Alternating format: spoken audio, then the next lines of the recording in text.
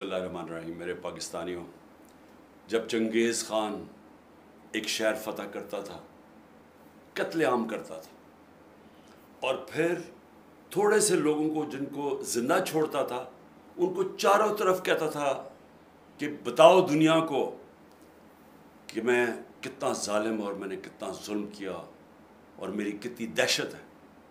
उसके नतीजे से पहले से ही शहर हाथ खड़े कर देते थे लड़े बगैर।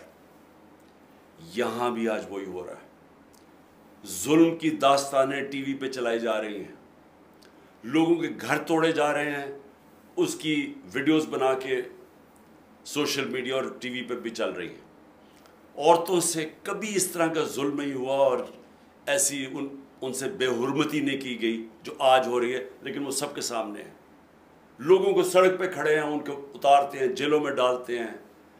हर किस्म का खौफ फैलाया किस लिए जा रहा है कि अवाम को बताएं कि हमारे सामने कोई खड़ा होगा तो उससे इस तरह का जुल्म किया जाएगा ताकि अवाम गुलाम बन जाए। मेरे पाकिस्तानियों, ये है वक्त अपनी आज़ादी लेने का। हकीकी आज़ादी के लिए हम सबको कुर्बानियाँ देनी पड़ेंगी।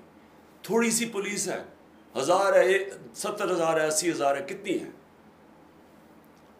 22 करोड़ 23 करोड़ अवाम है। जब अवाम ये फैसला कर ले कि हम ये जुल्म नहीं बर्दाश्त करेंगे, जब वो फैसला कर ले कि हमारा आइन हम इनको नहीं तोड़ने देंगे, ये जो सुप्रीम कोर्ट के ऊपर हमला किया गया आज, हम ये बर्दाश्त नहीं करेंगे।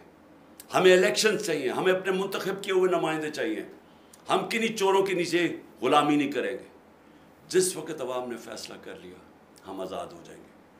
आपने ये खौफ के बुत को तोड़ना है और जब भी अगली कॉल आए आपने पुरअमन तरीके से, कोई तोड़ फोड़ नहीं, पुरअमन तरीके से अपने हकूक़, अपनी आज़ादी के लिए सड़कों पर निकला है। शुक्रिया।